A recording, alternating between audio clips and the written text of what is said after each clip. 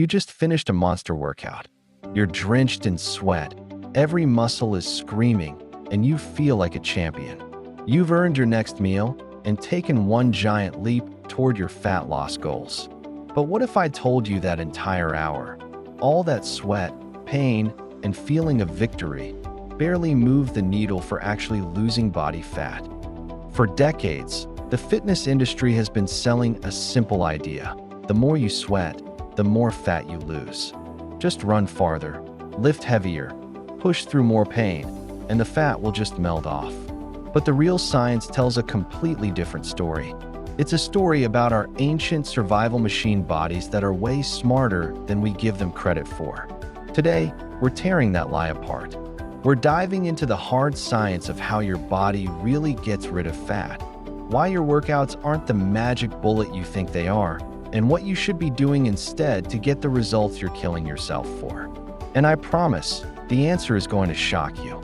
Let's kick things off with the biggest scam of all, the one you see on every single treadmill, the fat-burning zone. The idea sounds so smart. Keep your heart rate in this magical, medium-intensity zone, and your body will start vaporizing fat. It feels like it should be true, but it's totally misleading. Then there's the other big lie, spot reduction. You want to lose belly fat, so you do 1,000 crunches. You want to shrink your arms, so you do endless reps of tricep extensions. The logic seems perfect. Work the muscle, burn the fat right on top of it. Except, your body doesn't work like that. Not even close. When you exercise, your body pulls energy from everywhere. Think of your body fat like one big swimming pool. When you take water out, the level of the entire pool goes down. You can't just scoop water from one corner and expect only that corner to get shallower. Your body pulls fat from your face, arms, legs, and belly all at once, in a pattern that's decided by your genetics and hormones, not by how many crunches you do. And you don't have to take my word for it. Science has destroyed this myth again and again. In one wild study, people trained only one arm for weeks. What happened? They lost fat, but it was from all over their body, not just the arm they were working out. In another trial, 2 groups were put on a diet, but one group also did a ton of workouts. After 12 weeks, both groups lost the same amount of belly fat. The crunches made zero difference in burning fat from that spot. So let's be crystal clear. No amount of sit-ups will ever give you a six-pack if you have a layer of fat covering it. Crunches build the muscle underneath, but they do nothing to burn the fat on top. So if you're not burning the fat you think you are, what are you burning? To get this, you have to understand your body's energy systems. For anything super short and explosive, like a heavy deadlift or a sprint, your body uses instant energy that lasts for about 10 seconds. After that, it switches to using carbs stored in your muscles, called glycogen. This is what powers most of your high-intensity workouts, like lifting weights or doing a fast circuit. See what I said? It's using carbs, not fat. The harder you work out, the more your body relies on carbs because they're a faster fuel source. Only when you're doing lower intensity stuff for a long time does your body really start using fat for fuel. That's your so-called fat-burning zone. But here's the punchline. The total number of calories you burn at that low intensity is usually tiny. But here's where it gets really crazy. Emerging research from experts like Herman Pontzer, an evolutionary anthropologist, points to something called the constrained total energy expenditure model. This is a groundbreaking theory that suggests your body has a surprisingly fixed daily energy budget. If you go crazy with exercise, your body is smart enough to adapt by spending less energy on other things, like your immune system or stress responses. Studies comparing superactive hunter-gatherer tribes to sedentary office workers found that, when you adjust for body size, they burn a similar number of total daily calories. Your body just moves money around in its budget to survive. This helps explain why, after a few weeks, exercise alone often stops leading to more weight loss. Your body just finds a new normal. And that brings me to the most uncomfortable truth in fitness.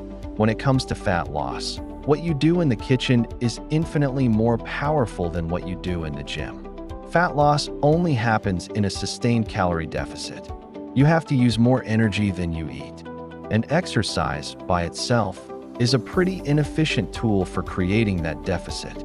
Think about it like this. A tough 30-minute run might burn 300 calories. That feels like a lot, until you realize you can eat that back in 5 minutes with a single slice of pizza, a couple of cookies, or one of those fancy coffee drinks. You can literally erase your entire workout with one snack. Multiple studies have shown that when you compare people who only diet to people who only exercise for fat loss, the diet-only groups often lose more fat. Now, combining them is the most effective approach, but your diet is the absolute king. This is why so many people get stuck. They crush it in the gym 5 days a week and feel like they're doing everything right, but the scale won't move. It's not because they aren't working hard enough. It's because they're trying to empty a bathtub with a teaspoon. The real control for fat loss is your diet. If this is blowing your mind and clearing things up, do me a favor and smash that subscribe button. It tells the YouTube gods you're getting value from this, and it helps get this information out to more people who are stuck feeling frustrated. So, after all that, are you thinking, should I just quit the gym? No, absolutely not. Your workout isn't a waste of time, but you're wasting it if you're using it for the wrong reason. Exercise is not the driver of fat loss. It is the architect of your body. Its job isn't to burn fat. It's to tell your body what to do with its energy. Here's the real, science-backed game plan. First, and this is huge, prioritize resistance training. Lifting weights is one of the most powerful things you can do to change your body composition. When you're in a calorie deficit, your body wants to burn both fat and muscle. Lifting weights sends a loud signal to your body. Keep the muscle. More muscle is a game changer because it cranks up your metabolism, meaning you burn more calories all day long, even when you're sleeping. Think of it this way. Dieting alone can make you a smaller, weaker version of yourself. Dieting while lifting weights makes you a leaner, stronger, and more defined version of yourself. Second, use cardio strategically. Cardio isn't for burning fat. It's a tool to support the calorie deficit you've already created with your food. It's amazing for your heart health, which is a massive win for your whole body. But it's a supplement to your plan, not the foundation. And third, this is the secret weapon: maximize your NEAT. NEAT stands for non-exercise activity thermogenesis. It's all the calories you burn just by living, walking to your car, taking the stairs, fidgeting, doing chores. For most people, NEAT burns way more calories than a 30-minute workout. Simply getting 8,000 to 10,000 steps a day can have a massive impact on your daily calorie burn without adding the stress of another intense workout. Let's put this all together in a dead simple plan. 1. Nail your nutrition first. This is not negotiable. Create a small, sustainable calorie deficit of 300 to 500 calories a day. Pack your diet with protein to keep your muscle, and fill the rest with whole foods. Nutrition controls your energy balance. 2. Train for strength, not calorie burn. Get on a structured lifting program 2 to 4 times a week. Your goal isn't to feel destroyed, it's to get progressively stronger. 3. Add cardio as a tool. Throw in 2 to 3 sessions of moderate cardio, like a brisk walk or bike ride, each week.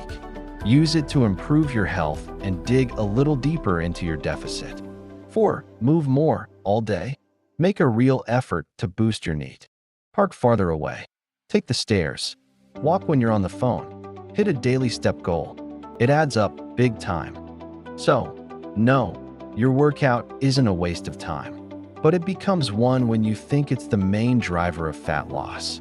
That belief just leads to frustration, burnout, and a toxic relationship with exercise where it feels like a punishment for eating. Fat loss happens all over your body, not in one spot. It's controlled by a calorie deficit, and your diet is the most effective way to manage that. Exercise is the sculptor. It tells your body to keep its muscle, it boosts your metabolism, and it shapes your body as the fat comes off. Stop trying to burn fat in the gym and start focusing on building a stronger body. Stop punishing yourself with endless cardio and start fueling yourself with better food. When you finally get the roles of diet and exercise right, you stop wasting your time and finally start seeing the results you actually deserve. And if you're serious about losing fat while keeping your muscle strong, don't leave it to guesswork. Start by hitting that subscribe button so you never miss science-backed strategies like this. And here's a bonus. Fueling your body the right way makes everything easier. That's why I recommend Joint Eternal, a supplement designed to support recovery, reduce inflammation, and keep your joints strong while you train smarter, not harder. You'll find the link in the description below. Take action today, because the results you want won't wait.